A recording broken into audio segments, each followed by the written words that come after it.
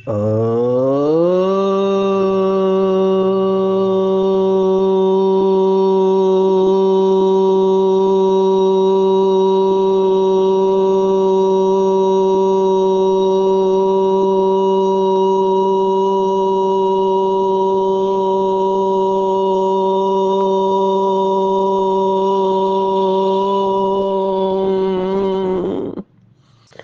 शांति।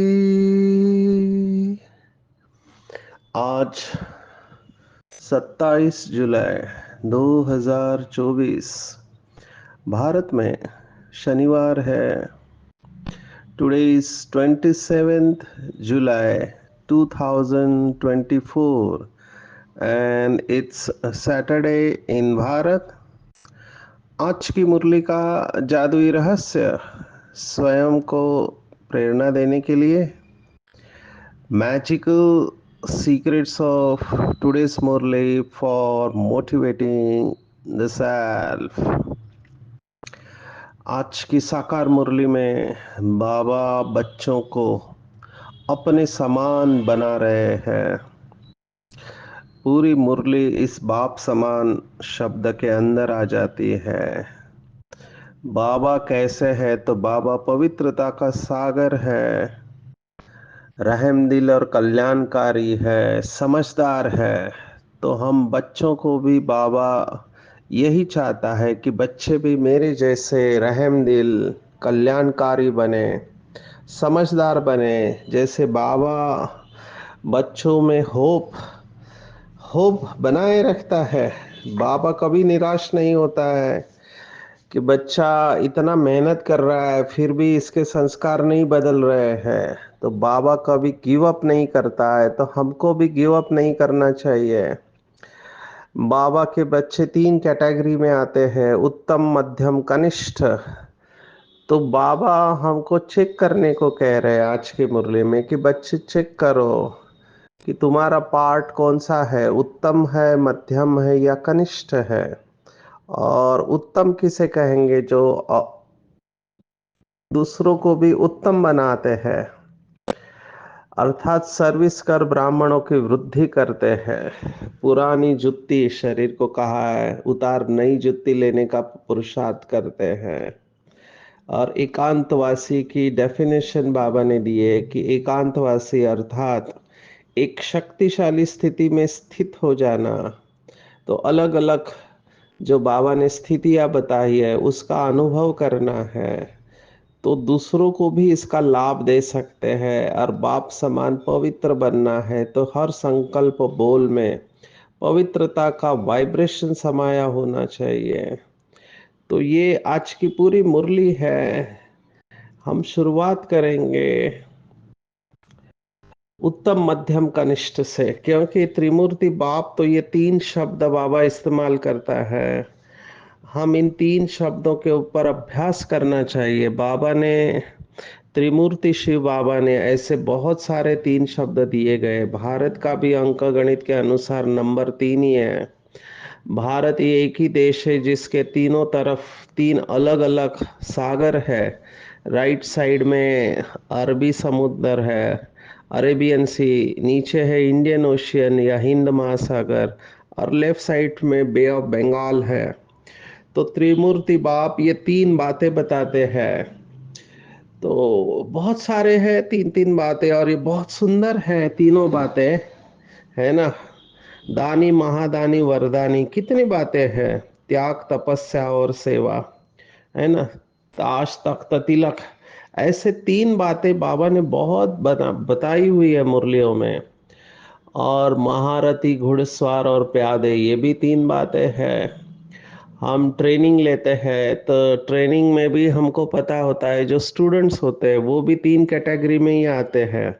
हम उनको अंग्रेजी में कहते हैं slow learner, medium learner and fast learner. जो धीमी गति से सीखते हैं, जो मध्यम गति से सीखते हैं, और जो तीव्र गति से सीखते हैं। जैसे मम्मा है फास्ट लर्नर है, बाबा फास्ट लर्नर है, माना सुना और धारण किया। उसमें सेकंड थॉट नहीं चलेगा कि ऐसा कैसे होगा, ऐसे हो थोड़ी सकता है, पता नहीं होगा या नहीं होगा, ये तो कठिन है, बिल्कुल नहीं। बाबा का कहना और मम्मा का धारण करना, ये फास्ट स्टूडेंट का लक्षण है। इनको कहते हैं उत्तम पुरुषार्थ है। और ऐसे जो उत्तम रहते हैं वो दूसरों को भी उत्तम बनाते हैं। उत्तम माना सर्वश्रेष्ठ। तो बाबा यही कह रहा है कि बच्चे, कई मुरलियों में बाबा ने ये कहा है कि अगर अभी आपका शरीर छूटे तो चेक करना चाहिए कि मुझे क्या पद मिलेगा। माना मैं राजा बनूंगा, रॉयल फैमिली में आऊंगा, साहूकार बनूंगा, रॉयल प्रजा बनूंगा, या प्रजा की भी प्रजा बनूंगा, क्या पद मिलेगा। तो ये हर एक अपनी चेकिंग कर सकते हैं। जितना पुरानी जुत्ती उतारने में टाइम लगता है तो समझने का बहुत चिपके हुए है। जैसे अगर आप कभी खोपरे को निकालने की कोशिश करते हैं तो खोपरा अंदर चिपका हुआ रहता है, तो बहुत तकलीफ होती है उसको निकालने में। ऐसे ही ये शरीर के साथ आत्मा जितनी चिपकी हुई रहेंगी उतना उसको तकलीफ होगा। बाबा ने और शास्त्रवादियों ने भी इसके बारे में वर्णन किया हुआ है। जैसे बाबा जो बॉडीलेस स्टेज की बात कहता है, अशरीरी अवस्था, अभी खोपरे का ही उदाहरण लेंगे। जब नारियल सूख जाता है तो अपने कवर से डिटैच हो जाता है पूरी तरह से, तो उसको सूखा नारियल कहते हैं। जो पूरी तरह से डिटैच हो जाता है माना चिपका हुआ नहीं है वो। बाबा ने इसी भाव से कुछ एक मुरली में कहा था कि जब हलवा तैयार हो जाता है तो वो किनारे छोड़ देता है, माना वो चिपकता नहीं है। तो हम भी चेक करें कि कौन सी चीज मुझे पुरानी जुत्ती को उतारने में मेहनत दिला रही है। ये पुरानी जुत्ती या देह का भान, ये भूलने में ही काफी मेहनत है। बाबा ने कहा कि देह का भान ही भिन्न भिन्न रूप में आता है और यही अपवित्रता का कारण है। तो देह भान स्थूल है वैसे भी, और देह अभिमान सूक्ष्म है, ये बाबा ने दोनों बातें कही हुई है। तो चेक करना चाहिए कि मुझे शरीर से डिटैच होने में कितना टाइम लगता है। जितना ज्यादा टाइम लगेगा उतना तकलीफ ज्यादा होगी, जितना कम टाइम उतना सुखी रहेंगे। जितना कम टाइम शरीर से डिटैच होने में लगता है उतना सुखी होंगे। बाबा ने तो हमको टाइम दिया हुआ है 1 सेकंड। अभी 1 सेकंड बोलने में ही निकल जाता है। मैंने सोचा और हुआ। और जैसे जैसे आत्मा संपूर्ण अवस्था की तरफ जाती है वो अपने आप ये अनुभव होते जाएगा कि उपराम होते जा रहे हैं, प्रभाव मुक्त होते जा रहे हैं। किसी भी व्यक्ति और वस्तु का प्रभाव उसके ऊपर नहीं आ रहा, अटैचमेंट छोड़ते जा रही है। किसी भी बात में अटैचमेंट नहीं होगा, अपनी बात को पकड़ के नहीं बैठेगा। जैसे कई लोग जिद और सिद्ध करने में लगे हुए रहते हैं, इन लोगों को बहुत टाइम लगने वाला है। अटैचमेंट केवल चीजों और व्यक्तियों में नहीं होता है, लेकिन सूक्ष्म अटैचमेंट अपने विचारों में भी होता है कि मुझे लगता है ऐसे होना चाहिए। संगठन में इंडिविजुअल के बजाय संगठन के ओपिनियन को महत्व रहता है।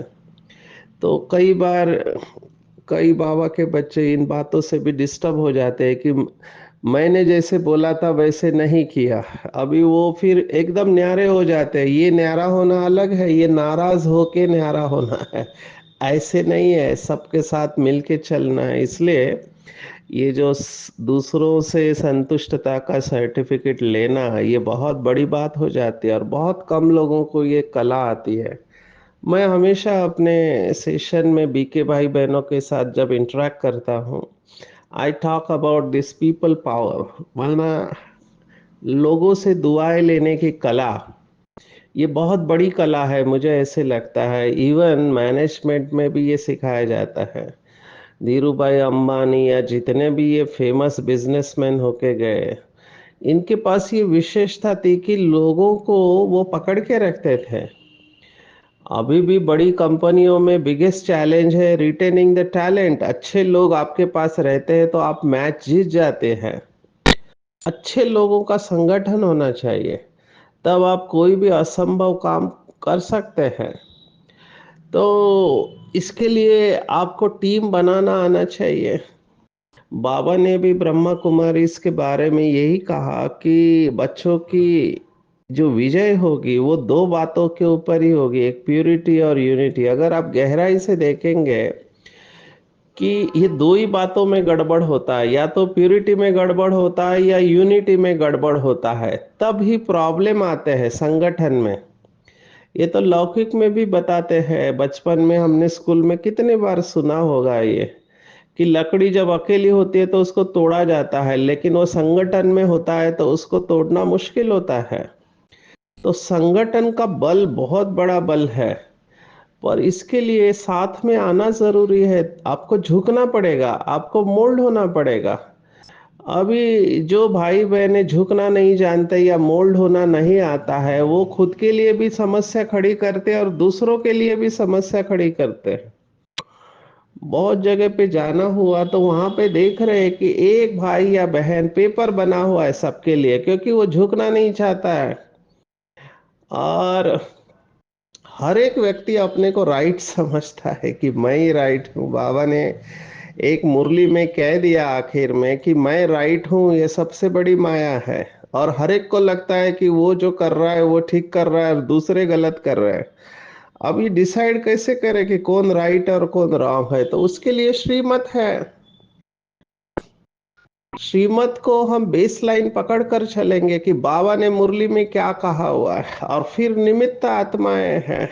कई लोगों का ये और भी संस्कार होता है कि निमित्त आत्माओं की विशेषता कम देखते हैं और अवगुण ज्यादा देखते हैं। अभी हम सबको पता है कि जब तक आत्मा संपूर्ण नहीं बनी है तो उसके अंदर परसेंटेज में कोई ना कोई कमी रहेगी। लेकिन अगर हम ये याद में रखें कि इनको बाबा ने निमित्त रखा है, तो हमारे जो संकल्प चलने वाले हैं वो संकल्प स्टॉप हो जाते हैं। ये बाबा ने एक मुरली में कहा था कि निमित्त आत्माओं से अगर कोई गलती भी हो जाती है तो बाबा जिम्मेवार है। अब ये बहुत बड़ा स्टेटमेंट बाबा ने निमित्त आत्माओं को सपोर्ट में कहा हुआ है, और we have to respect this. हमको इस बात का सम्मान रखना चाहिए, क्योंकि अगर आप देखो पूरी ये ब्रह्मा कुमारी संस्था जो बाबा ने चालू की है, ये बाबा के श्रीमत के ऊपर चल रही है। और मुझे तो ये स्पष्ट अनुभव होता है कि बाबा ही इसको चला रहा है, क्योंकि जिस तरह की समस्याएं मैं देखता हूँ चारों तरफ दुनिया में है, तो हम भी उसी दुनिया का एक हिस्सा है। कलयुग है, उसमें भी घोर कलयुग है, तो लोगों से गलतियां हो रही है। तो लोगों से जब गलतियां होगी तो समस्याएं तो आनी है। लेकिन बाबा के वजह से ये सब चल रहा है, तो हमको बाबा को बता के हल्का हो जाना चाहिए। उस बात को पकड़ के नहीं बैठना चाहिए जिसको बाबा बार बार मुरली में कहता है कि हमको निर्विघ्न रहना है। माना न खुद विघ्न बनना है, न दूसरों को विघ्न बनने देना है। उसके लिए शुभ भावना रखनी है, लॉ हाथ में नहीं उठाना है। तो इससे ही हम चेकिंग कर सकते हैं। तो ये सब बातें मैंने इसलिए सुनाई क्योंकि मैं देख रहा हूं कि संस्कारों का फोर्स बाहर आ रहा है। जो आत्माएं विजयी है, माना जिनकी तपस्या बहुत अच्छी है, बहुत काल का पुरुषार्थ है, जिन्होंने दुआएं ली है, वो आगे बहुत अच्छी तरह फ्लाइंग स्टेज में जा रहे हैं। पर जिनको दुआएं लेने की कला नहीं आती है, जो शरीर से अटैच है, अभी देह से अटैच हो गए तो बाकी सब बातें उसमें आ जाती है, तो उनके लिए चैलेंजेस आ रहे हैं। अपने संस्कार, दूसरों के संस्कार, और संगठन में चलना मासी का घर नहीं। आप अकेले तो बहुत अच्छा चल सकते हैं, लेकिन संगठन में जो चलता है सबके साथ मिलके, उसको मार्क्स होते हैं। बाबा ने ये भी मुरली में कहा है कि माला कब बनती है, तो जब दाना दाने के नजदीक आता है तब माला बनती है। और इस सब की बात है, एक ही बात से मैं इसको जोड़ रहा हूं, वो है पुरानी जुत्ती उतार नई जुत्ती लेने का पुरुषार्थ चाहिए। बाबा ने कितने बार कहा है कि बच्चे ये पुराना शरीर है, ये वस्त्र है, इसको छोड़ के चमकीला ड्रेस पहनो। देखो बाबा की भाषा कितनी सुंदर है। वस्त्र पहना, अब ये भगवत गीता का श्लोक है। भगवत गीता में कहा हुआ है दूसरे अध्याय में कि आत्मा एक वस्त्र छोड़कर दूसरा वस्त्र धारण करते हैं। तो बाबा ने भी मुरली में कहा है कि जैसे वस्त्र टंगे हुए रहते हैं, तो ये पुराना वस्त्र टंगा दो और नया चमकीला लाइट का शरीर धारण करो। यही अभ्यास है अशरीरी बनका, और ये अभ्यास जितना होगा उतना हमारे अटैचमेंट्स निकलते जाएंगे, क्योंकि भगवत गीता अटैचमेंट को ही सबसे बड़ा पेपर कहते हैं। अर्जुन शक्तिशाली था, लेकिन मोह के कारण वो फेल हो रहा था। तो मोह का उतारने के लिए, मोह का आवरण उतारने के लिए भगवान ने 18 अध्याय सुनाए ज्ञान। बाबा का तो कितना मुरलिया चल चुका है। इसलिए जो गायन है कि कागज को, है ना, पूरे जंगल को कलम बनाओ, धरती को कागज और समुंदर की मस बनाओ, ऐसे कबीर कहता, फिर भी गुरु गुण लिखा न जाए।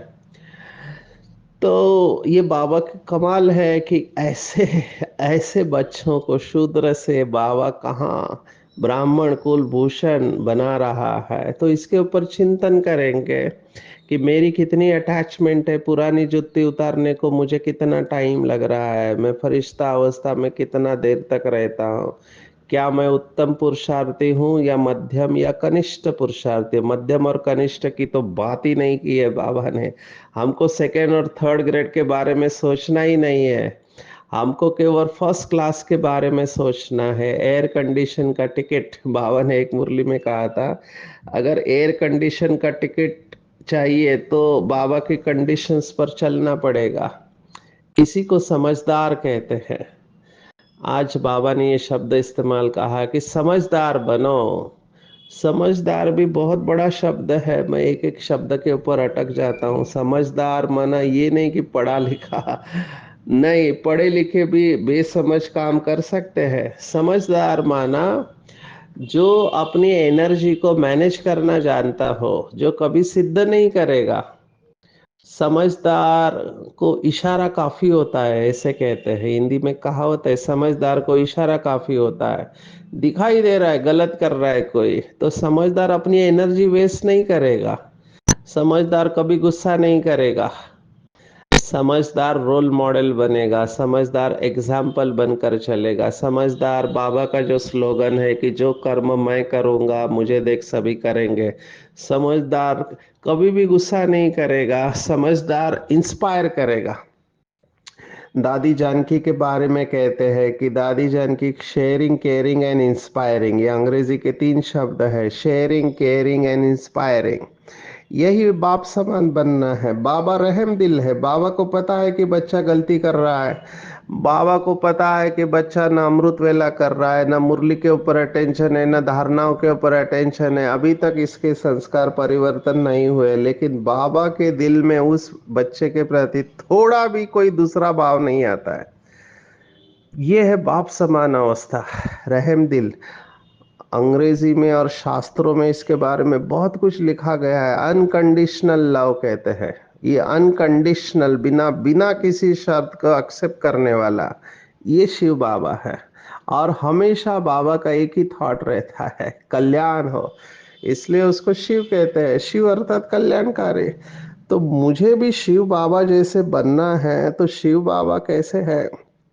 सबको माफ कर देता है, चित्त के ऊपर किसी का भी अवगुण नहीं रखता है। आप सोचो कितनी बड़ी धारणा है ये, किसी का भी अवगुण हमारे चित्त के ऊपर नहीं रहे। ये अगर कोई बाबा का बच्चा धारण करे तो कितनी ऊंची अवस्था का अनुभव कर सकता है। तो हमको बाप समान रहम दिल बनना है। गलतियां सबसे होंगी, जब तक संपूर्ण नहीं बने हैं मिस्टेक्स होते रहेंगे। डिग्री अलग होगी, मिस्टेक की परसेंटेज में होगी। चित्त पर अवगुण नहीं रखना है, विशेषता रखनी है, और हर एक के बारे में शुभ भावना रखनी है। और जैसे बाबा अपकारी के ऊपर उपकार करता है, ग्लानि करने वाले को गले लगाता है, ये बहुत अच्छी अवस्था है। तो ये इसी को हम समझदार कहेंगे। बदला लेना, उल्टा बोलना, है ना, डिसरिगार्ड करना किसी का, मुंह टेढ़ा करना, ये सब समझदार व्यक्ति का लक्षण नहीं है। समझदार चुप रहेगा, समझदार चुप रहेगा, बाबा की याद में रहेगा और शुभ भावना कभी भी नहीं छोड़ेगा। शुभ भावना कभी भी नहीं छोड़ेगा, ये बहुत इंपॉर्टेंट अवस्था है। तो इन सब शब्दों के ऊपर चिंतन करेंगे, हम आगे बढ़ते हैं। बाबा ने आज कहा डबल आमदनी, ये मुझे शब्द अच्छा लगा। अज्ञान काल में होती है अल्पकाल क्षण भंगुर सिंगल आमदनी, और यहाँ हमारी डबल आमदनी है। डबल आमदनी कौन सी है? तो जब हम बाबा को याद करते हैं तो हमें सर्व शक्तियाँ मिलती है, और दूसरी तरफ हम ज्ञान का सिमरन करते 84 के चक्र का, सदर्शन चक्र का, तो उससे भी कमाई होती है। तो ये डबल आमदनी करनी है। वैसे बाबा आज की मुरली में इस तरह से कहा है, बाकी मुरलियों में बाबा ने इसी भाव से कुछ कहा है कि एक है विनाशी कमाई और एक है अविनाशी कमाई। तो बाबा ने कहा दोनों कमाई करो, क्योंकि हमारे ऊपर जिम्मेवारी है। तो पुरानी दुनिया में रहना है तो शरीर निर्वाह तो कुछ तो करना पड़ेगा हमको, तो वो भी कमाई करो। और फिर बाबा ने कहा अविनाशी कमाई भी करो। तो ये डबल आमदनी की बात देखो साकार मुरली में आई हुई है, इसके ऊपर भी चिंतन करेंगे। क्या मैं सिंगल क्षण भंगुर अल्पकाल की आमदनी कर रहा हूँ या डबल आमदनी कर रहा हूँ? हमको तो इतनी कमाई करनी है जो पूरे कल्प में है, वो कमाई चलती रहे। आप सोचो, मैं भी इसके ऊपर चिंतन करता हूँ कि ब्रह्मा बाबा का आखिरी जन्म भी कितना सुख वाला रहा है ना। आखिरी जन्म तो इस आत्मा ने पूरे कल्प में कितनी कमाई की है। मम्मा का भी भले आखिरी जन्म में गरीब थी, लेकिन अपने पुरुषार्थ से कहाँ पहुंच गए।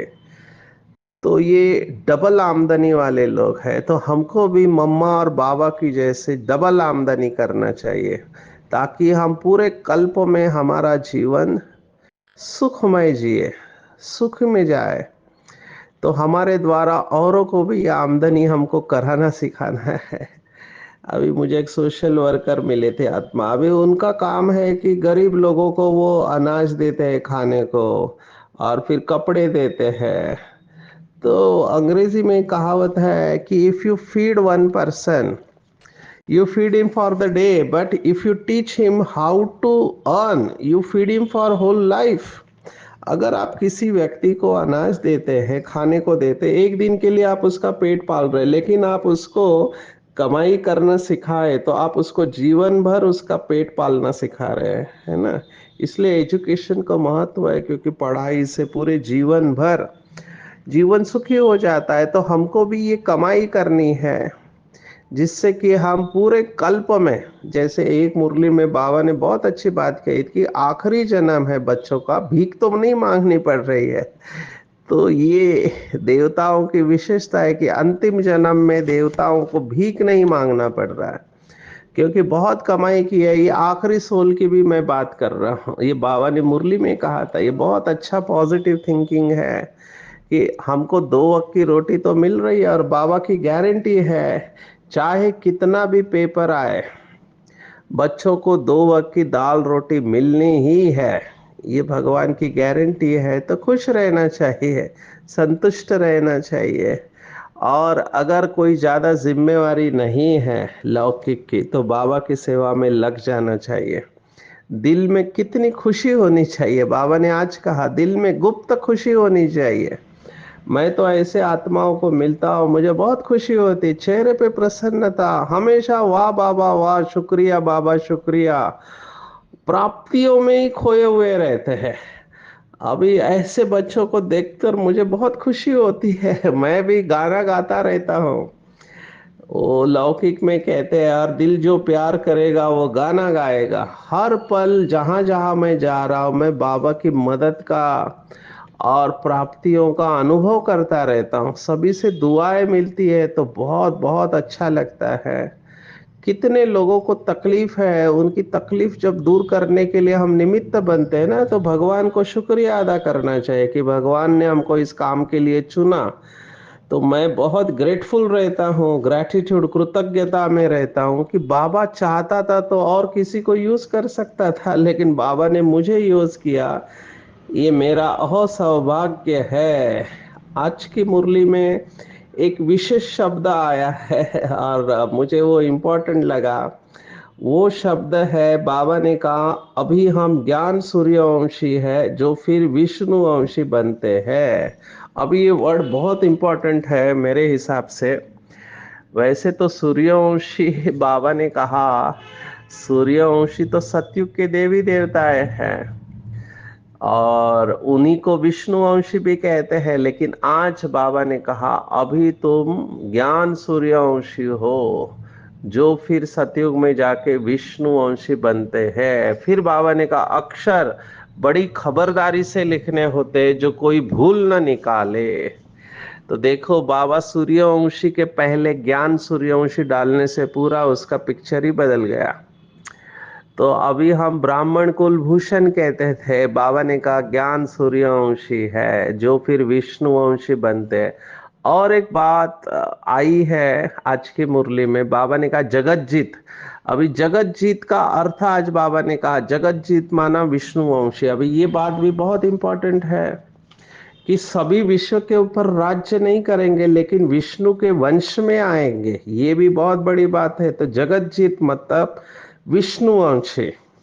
तो बाबा ने जो कहा जैसे ही राजा वैसे प्रजा, उसका भाव यहाँ पर आया है। तो इसके ऊपर भी चिंतन करेंगे विष्णुवंशी और जो ज्ञान सूर्यवंशी की पॉइंट आई है। ये दोनों पॉइंट बहुत इंपॉर्टेंट है मुझे ऐसे लगते हैं। फिर बाबा हमेशा कहता है आत्मघात शब्द ठीक नहीं है, जीव घात, क्योंकि आत्मा का तो घात हो नहीं सकता है। और भक्ति मार्ग की बातें हैं, जैसे भक्ति मार्ग में शरीर को जो ब्रेन है उसको बुद्धि कहते हैं, ब्रेन की ताकत को। तो आज बाबा ने कहा शरीर की बुद्धि नहीं है, बुद्धि आत्मा में होती है। और ये भगवत गीता से भी अलग है, क्योंकि लौकिक भगवत गीता आत्मा को मन और बुद्धि से अलग कहते हैं। उन्होंने मन और बुद्धि, ये अंतःकरण चतुष्टय करके संस्कृत में शब्द आता है, मन बुद्धि चित्त अहंकार, और आत्मा को इनसे अलग कर दिया है। और योग शास्त्र ने तो 5 प्रकार के शरीर बताए हैं। ये थोड़ा मैं चिंतन उन लोगों के लिए दे रहा हूँ जिनको भाषण करना होता है। तो योग शास्त्र ने 5 प्रकार के शरीर बताए हैं, अन्नमय कोश, प्राणमय कोश, मनोमय कोश, विज्ञानमय कोश और आनंदमय कोश। ये आनंदमय कोश है, इसको ये लोग आत्मा समझते हैं। बाकी सब लेयर्स है, तो मन और बुद्धि को बाहरी लेयर्स में डाल दिया है। और बाबा कह रहा है बुद्धि आत्मा में ही होती है। भगवत गीता के 3 अध्याय में आखिरी श्लोकों में ये बात आई है कि मन से सूक्ष्म बुद्धि, बुद्धि से सूक्ष्म आत्मा होती है। ऐसे करके कर्मेंद्रिया सूक्ष्म होते, उसके बाद मन बुद्धि और फिर आत्मा कहा हुआ है। तो आज बाबा ने इसको दूर किया है कि बुद्धि आत्मा में ही होती है, अलग नहीं होती है। और शरीर की बुद्धि नहीं होती है, जैसे ब्रेन पावर को बुद्धि कहते हैं, इंटेलिजेंस। तो इसके ऊपर भी चिंतन करेंगे। मैं आता हूँ आज के वरदान के ऊपर। बाबा ने एकांतवासी की व्याख्या दी हुई है। वैसे एकांत की एक मुरली में व्याख्या दी थी कि एक के अंत में खो जाना यही एकांत है। आज की मुरली में कहा एक शक्तिशाली स्थिति में स्थित होना। तो एकांत और एकाग्रता, ये दोनों बाबा ने आज एक बताए हुए हैं। एकाग्रता की डेफिनेशन भी देते हैं, एक समय एक ही संकल्प में मन और बुद्धि स्थित हो जाए। तो इसके ऊपर भी चिंतन करेंगे। बाबा ने कहा जब आप एक बीज रूप स्थिति में स्थित हो जाते, या लाइट माइट हाउस की स्थिति में, या फरिश्तेपन की स्थिति में, 1 सेकंड या 1 मिनट भी अगर इस स्थिति में एकाग्र हो जाएंगे तो स्वयं को और अन्य आत्माओं को भी बहुत लाभ दे सकते हैं। हमने इसका अनुभव किया है जब कमेंट्री करते हैं। तो 1 मिनट का जो अनुभव होता है, वो लोग ना इतना खुश हो जाते हैं, वो आवाज में आना ही नहीं चाहते हैं। बहुत जगह पे कमेंट्री से योग कराते हैं तो वो शरीर के अंदर की पूरी थकावट दूर हो जाती है, दर्द चला जाता है और कई लोग तो सो जाते हैं। ये लौकिक की बात कर रहा हूँ। बाबा के बच्चे तो बहुत एकाग्रता का अनुभव करते हैं। तो ये बहुत अच्छा अनुभव है। इसके ऊपर भी हम अभ्यास करेंगे आज दिन भर में कि एक अवस्था में जाकर एक कोई भी स्थिति जो आपकी प्रिय है उसमें 1 मिनट का अभ्यास करेंगे। बहुत सारे बाबा के तीव्र पुरुषार्थी बच्चे हर घंटे में 1 मिनट इस शक्तिशाली स्थिति में अपने को लेके जाते हैं, वो भी आप कर सकते हैं। ऐसे आत्माओं के हर संकल्प और बोल में पवित्रता का वाइब्रेशन समाया होता है, और वही सच्चे ब्रह्मचारी व ब्रह्मचारी कह सकते हैं। तो आज की पूरी मुरली में टेक होम अगर आप मुझे कहो, तो मैं कहूँगा बाप समान बनना है। जैसे बाबा रहम दिल, कल्याणकारी है, समझदार है, ऐसे हमको भी खुद भी पुरुषार्थ करके औरों को भी कराना है। उत्तम बनना है, दूसरों को भी उत्तम बनाना है। पुरानी जुत्ती उतार नई जुत्ती धारण करने, डबल आमदनी करनी है। डबल आमदनी माना डबल कमाई करनी है। ज्ञान सूर्यवंशी सो विष्णुवंशी बनना है। कान को सोने का बर्तन बनाना है। बैठे बैठे राज्य लेना है और बड़े शहरों में घेराव डालना है। एकांतवासी बनकर स्वयं और दूसरों को अनुभव कराना है, और हर संकल्प बोल में पवित्रता के वाइब्रेशन समाये हुए हो। अच्छा, ओम शांति।